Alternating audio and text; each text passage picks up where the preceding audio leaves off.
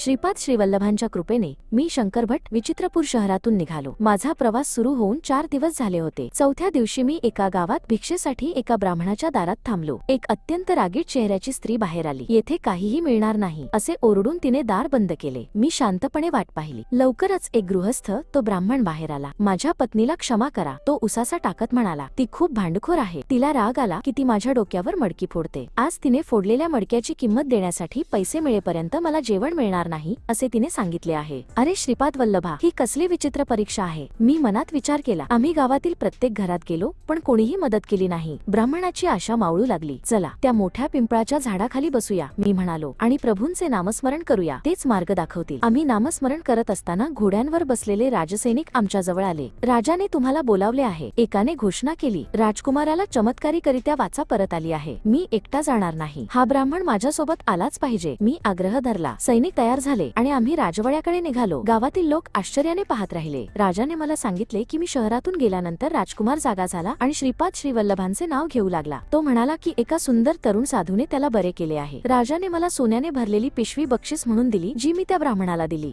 सोने पाहून त्याची पत्नी आनंदी झाली। तिने आम्हाला पोटभर जेवू घातले आणि त्या दिवसापासून तिचे हृदय परिवर्तन झाले व ती एक भक्त बनली। मी निघायची तयारी करत असताना माधव नावाच्या एका माणसाने, जो राजवाड्याच्या स्वयंपाकघरात काम करत होता, माझ्यासोबत येण्याची विनंती केली। त्याचे हृदय साधे होते पण प्रभूवर त्याची अढळ श्रद्धा होती। आम्ही दोघे मिळून चिदंबरमच्या रस्त्याला लागलो। आम्ही ऐकले की पळणीस्वामी नावाचे एक महान ऋषी एका गुहेत राहतात। आम्ही जवळ पोहोचताच त्या प्राचीन स्वामींनी नावाने आमचे स्वागत केले। शंकर आणि माधव एकत्र, केवढा हा आशीर्वाद, ते उबदार हास्याने म्हणाले। आम्ही लगेच ओळखले की आपण एका महान आत्म्याच्या सान्निध्यात आहोत। स्वामींनी आम्हाला सांगितले की त्यांना 10 दिवसांसाठी खोल ध्यानात जावे लागेल। जर कोणी मदतीसाठी आले, ते म्हणाले, तर त्यांचे सांत्वन करा, पण जर कोणी सर्पदंशाने मरण पावले असेल तर मला त्रास देऊ नका, त्यांना अंतिम संस्कार करण्यास सांगा। एके दिवशी माधव लाकूड गोळा करत असताना पालापाचोळ्यात लपलेल्या एका सापाने त्याला दंश केला। त्याचे प्राण लवकरच निघून गेले। दुःखाने माझे हृदय विदीर्ण झाले, पण मला स्वामींचे शब्द आठवले। मी माझ्या प्रिय मित्राला दफन केले। माझ्या अश्रूंनी त्या मातीला भिजवले, जिने आता त्याला सामावून घेतले होते। 10 दिवसांनी स्वामी जागे झाले। माधव,